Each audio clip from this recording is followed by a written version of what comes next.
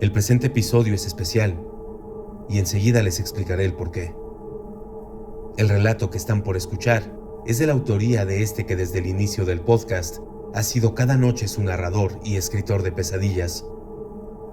Pero esta noche tiene algo distinto, y es que desde hace algunos meses he participado en el certamen de microrrelato del podcast Vuelo del Cometa, que es presentado por Diana Soriano y Álvaro Aparicio, quienes han tomado en sus manos la misión de divulgar la literatura fantástica en todas sus vertientes. Lo que están por escuchar es el microrrelato con el que he ganado el primer lugar del certamen número 46. Sin embargo, eso no es lo único que hace especial esta entrega, sino el hecho de que Diana Soriano ha prestado su voz para que esto se lleve a cabo, cuestión que nos emociona y agradecemos sobremanera.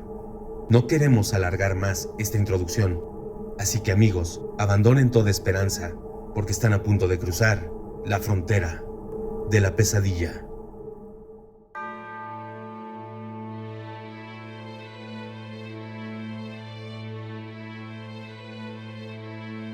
Al bajar la escalera la vi, con su vestido negro alumbrado solo por el anaranjado fulgor de su pequeño farol, alimentando a un murciélago que se había posado sobre su hombro y que, igual que yo, fingía cierta vulnerabilidad para ser achuchado por sus blancas y finas manos.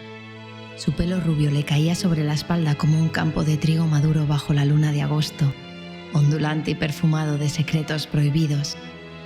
Era posible que ella fuera lo más cercano a una sílfide que hubiese visto durante mis penosos años de vida. Un fantasma de belleza que evocaba las flores espectrales de los valles olvidados, donde el placer se entretejió antaño con el dolor de los que se amaron con desesperación.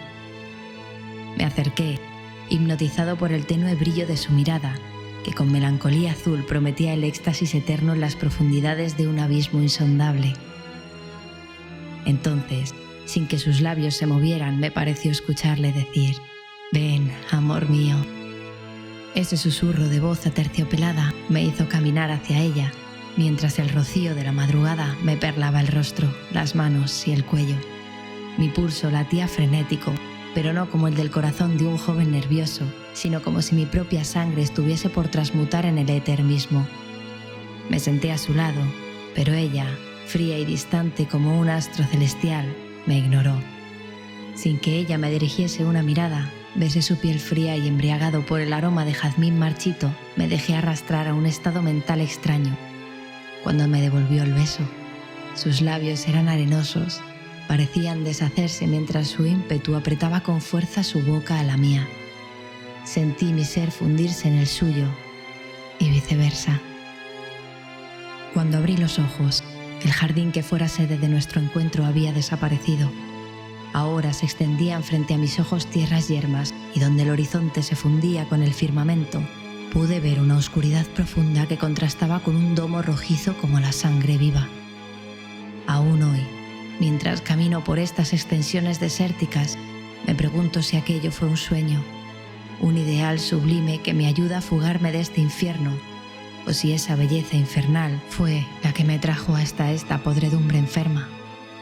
Tal vez jamás podré saberlo, y solo me queda creer que el horror se disfrazó de belleza y que por un segundo fui capaz de rozar el cenit con las manos, y eso ha valido la pena, aunque mi condena sea eterna.